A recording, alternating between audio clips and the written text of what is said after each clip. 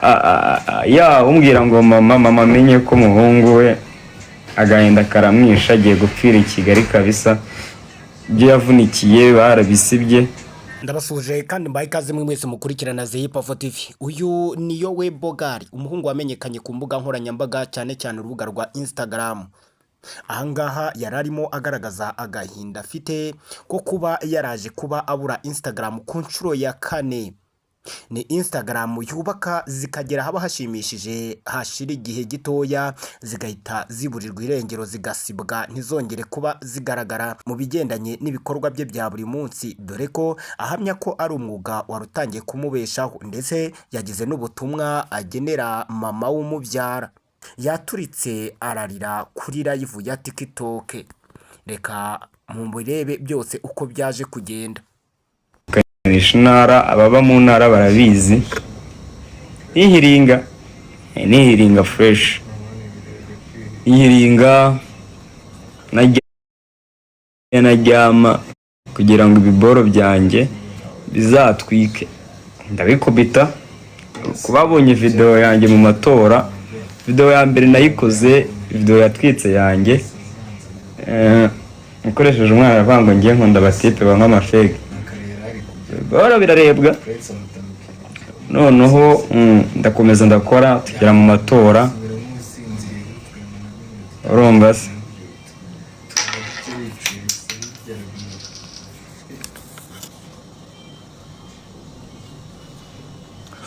urumva man, ndabikora fresh, ibiboro biragenda, ibiboro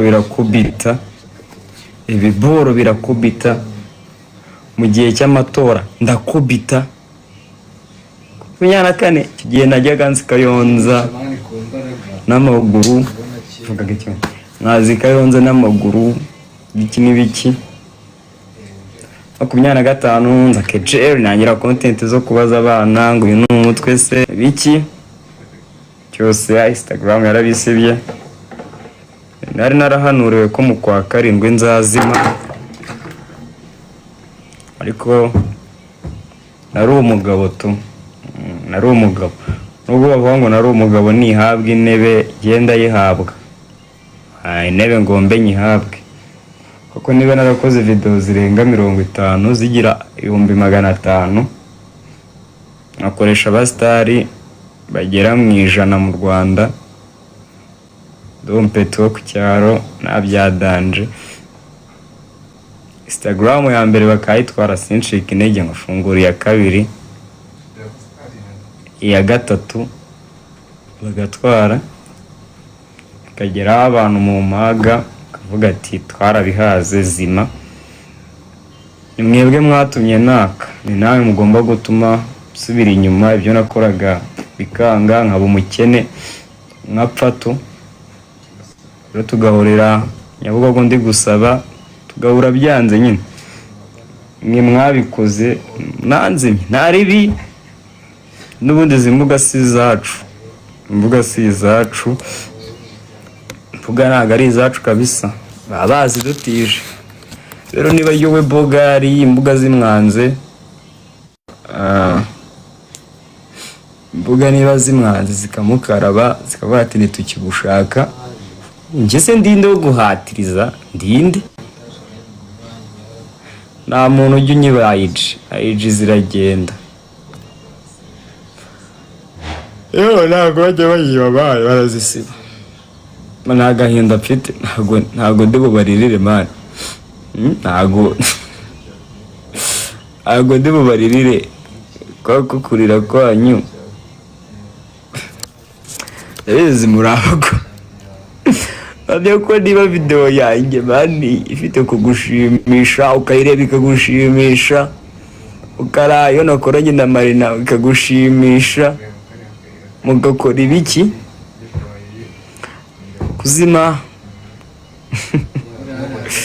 kuzima twagiye nayo man. Nta content iri abuse nigeze nkoraho, nta content nimwe nigeze nkora igira nudity. Eska mbabaza 24 nakoraga content itakumenyekanisha intara, aho ngaho ikosa wumvamo ni iriye.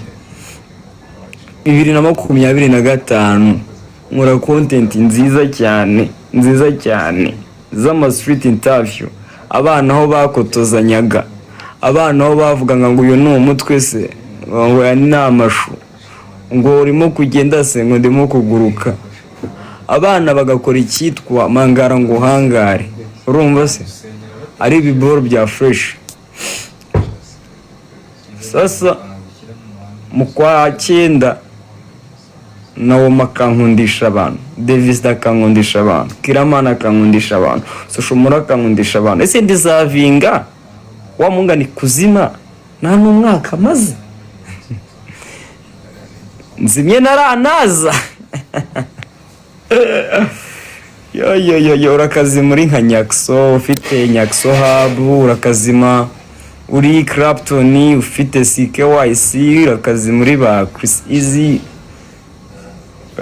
Bro, like tariki nk'iyi umwaka ushize nashakaga fame, nayirukagaho, nanakoraga ibiboro bikagenda crazy, nataserebura umwaka mvuga ngo naguze imodoka, mfite moto mu muhanda, ngaruka TikTok ndikurira. Fuck, twababaye kenshi, twakoze ibiki, ariko niba like prime yanjye yari kuza nkamara umwaka umwe na ku mwaka utuzuye, kubera ko buriya na content ya mbere nakoze ikarebwa cyane kuri TikTok, ni content nakoze mbaza abantu ngo ngizi ni inkweto wambaye se, ngo ya ni oya, ngo uri kuri, ngo uri umumotari se utwara moto, ngo ya ntwara indege. Uwo munsi nayipostinze iyo video mfite ibihumbi 5 kuko baranuruje 20 kuri TikTok mu kwa 9. No ejo bundi mu kwa 6 ndimo guserebura ibihumbi 200 kuri TikTok. Nangize ngo ndabiserebura, nari ndahaboro, icyo gihe bwari bwije, mu masaha 10 ndataha, nitegura kujya muri show ya Bruce Melody, urumva, nitegura kujya muri show ya Bruce Melody na The Ben. Bamaze no kunyemerera umwanya, hari hashize igihe mvuye mu Bugande ya umbwira ngo mama amenye ko muhungu we agahinda karamwisha, agiye gupfira i Kigali kabisa, ibyo yavunikiye barabisibye.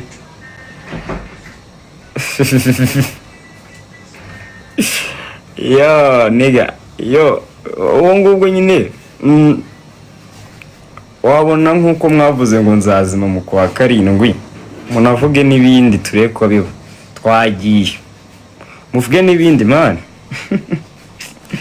Sha man, nge navuye mu Bugande, rumva nzigo ngiye gukora ibiboro bya fresh, ibiboro bya danger, ariko mu ijoro harishize iminsi mvuye mu UG man, ngeze Hudu, urumva ngeze Hudu ngayiji nakoze amakosa, barayifunze, si ya mbere, si nkozi ya kabiri, sigize aba followers 20,000 mu munsi umwe, nayo barayifunze. Iya gatatu nari nagerageje kugura, nari naguze 400,000, hari abari batinye kuyavuga, kamvuga igiciro nari nayiguze, nyira yarayisubiza, ariko kubera nyine ko iyo ya kabiri bari bayitwaye, urumva ndinginga, nyira yarayinsubiza, nikoze fresh, birakunda man, birakunda, birarebwa man. Mfatiye 119 nayo ndayikubita, igira 119 mu cyumweru, nayo barayijyana. Yo byibuza Musinga yagwaya kuturyo man, siko wenda gupfa. Ntari man, urumva ibiboro simbikubise fresh, sibigiye man. Ngiye munsobanurira ukuntu abantu bavuga ngo nzazima mu kwa 7 tariki ya mbere z'ukwa 7, Instagram zose nari mfite zikagenda fresh to Oga na big fish bari kuturipotinga man. ndakubwiza ukuri ko iyo badakora amakosa yo kuturipotinga ibi mwigira showbiz twari kuyishimuta ukwacu mwabaswera man noneho witukana natukana se none se ko ndeka gutukana bakabisiba waretse nkatukana na TikTok bakayisiba none abavuze ngo ndazima na TikTok mukambura base tukajya duhurira Nyabugogo mbaka kibiri cyo gutega kubera ko wowe ndi gutera iseseme we solution group nawe ibyo byanziza wabyuka bigashya kandi wagicucu nta muntu watera iseseme ubwo kumva ko urugero ngewe ndimo kugutera imwe mwabigoryi ibitekerezo ko shumi yanjye agahinda mfite mu mutima ubwoba bw'ejo hazaza mfite ndakazima burundu wamabyiwe nawe uzazime nkanjye ariko nge naratse nzazima naratse ariko uzapfupfe nk'igicucu nta n'ikintu uzasiga ku isi boga wapi aya man ndetse umuntu arifata ngo ndakazima ngo ndamazira nasa abantu ba TikTok so bazi imana we bakwa nge se nduwahe nge sarayijingira